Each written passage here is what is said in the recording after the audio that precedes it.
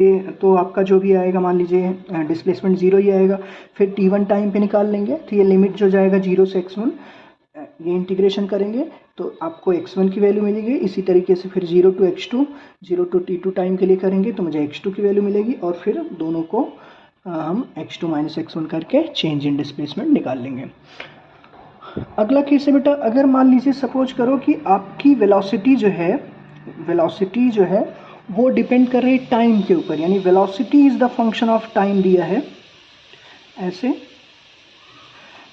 अगर क्वेश्चन में आपको velocity is the function of time दिया है, तब के लिए क्या करेंगे, तब सिंपली कुछ नहीं करना है बेटा, डायरेक्टली हम इंटीग्रेट कर लेंगे।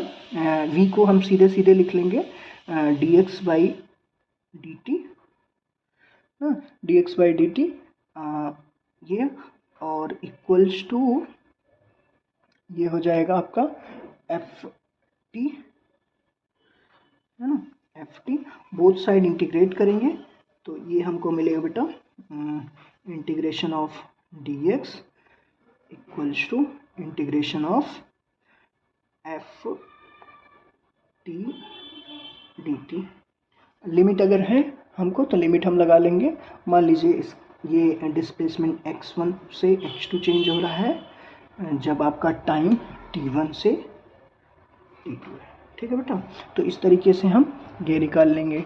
तो ये आप ध्यान रखने 3 केसेस हैं बेटा, एक ये और एक ये, which is very very important कि वेलोसिटी अगर हमारा कांस्टेंट है तब ये होगा, velocity is the function of displacement है उस केस में ऐसा रूल चलेगा, और velocity is the function of time होगा तो इस तरीके से चलेगा। ये तो बात हुई बेटा वेलोसिटी को डिस्प्लेसमेंट में कन्वर्ट करने के लिए, है ना।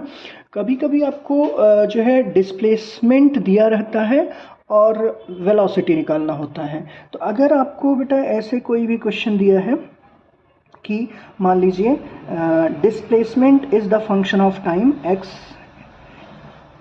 Is the function of t, तो उस केस में टू फाइंड द वेलोसिटी, तो सिंपली इसको क्या करेंगे बेटा, डिफ्रेंशिएट कर देंगे, है ना। डिफ्रेंशिएट करेंगे, इसको हम डिफ्रेंशिएट करके ऐसे लिखेंगे, इसका हम लिख लेंगे dx by dt which is equals to, ठीक है। तो जब भी डिस्प्लेसमेंट टाइम के रिस्पेक्ट में दिया हो तो हम डिफ्रेंशिएट करेंगे डिस्प्लेसमेंट का विथ रिस्पेक्ट टू टाइम, जिससे हमको वेलोसिटी मिलेगी, ठीक। तो वेलोसिटी पाने के लिए हम डिफ्रेंशिएट करते हैं और डिस्प्लेसमेंट पाने के लिए हम इंटीग्रेट करते हैं, ठीक है। ओके, थैंक यू बेटा।